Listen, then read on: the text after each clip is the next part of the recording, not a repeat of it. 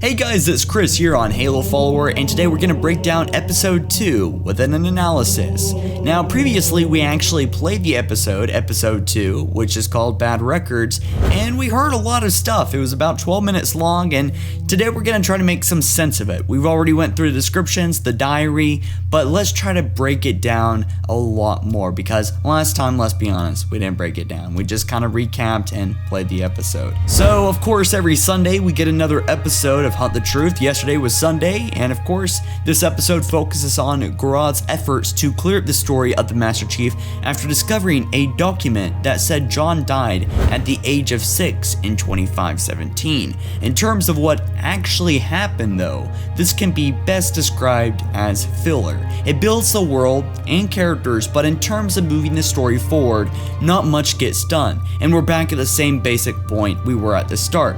But still, we're going to take a look at what got brought up in this episode, so without further ado, let's get started. For luxury, they had me riding in style. When I came aboard, Dvorak even greeted me personally. Now, civilians aren't normally allowed on board an active duty ship. First, we have the attempt by Grodd to ignore the information given to him by the document from the last episode. This leads him back to Michael Sullivan, the guy who gave Grodd the freaking job in the first place, who brought up a good point about genocides. The paperwork of the killed tends to get distorted. This may seem like a lie, but a government screwing up paperwork? That's not uncommon for even here in real life. The US federal government screws up paperwork all the time, every minute. The John mentioned in the document could have been a different boy altogether. But of course, that's why we're hunting the truth, isn't it? But before we continue on with that, let's get back on the trail of an idea that was introduced in Halo: The Thursday War conspiracy theorists. These theorists seem to be on the same trail that Stefan Skinsky from Thursday War was on, that the Spartan program is a very shady program and that the government cannot be trusted. Although the conspiracy theorists do seem to lack the manners, as Grodd reports that he gets messages non-stop from these guys. In fact, he only brings up the theories because one of them contradicted the story Sullivan told, right after Sullivan told it. For now, this may not further develop the story of the Hunt the Truth campaign and Halo 5 Guardians together, but it does build more of the world, and who knows, they might show up again in a later episode. Instead of going down this trail, however, Grodd, like most sane people, ignored the conspiracies and continued down the path that, his employer gave him, Oni. This led him to Vice Admiral Gabriel Dvorak, who told a story about John and how he was a special survivor who seemed unfazed by all the rebel camp stuff mentioned last episode and wanted to join the military to stop the rebels. This whole scenario seemed a little bit too perfect.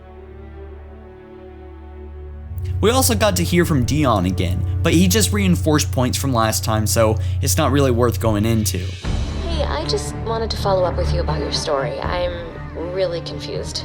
Okay, Remember how I said I was gonna tell my friend Katrina about it? Katrina was that other girl in John's neighborhood, the third wheel in Ellie's childhood stories of playing with John.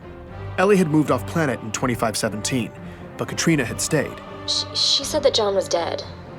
He died when he was 6. Wait, what? John was perfectly healthy, but then he just started wasting away.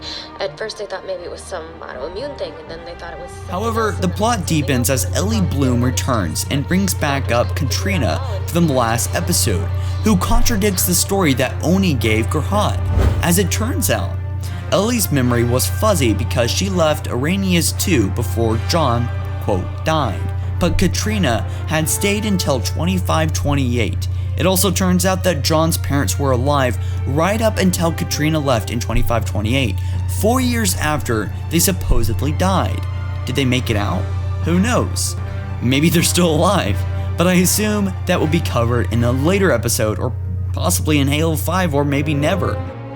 Oh, and for those that are wondering why or how John died, if he's, if we see him all the time in Halo, well, he actually didn't die, but his Flash clone did.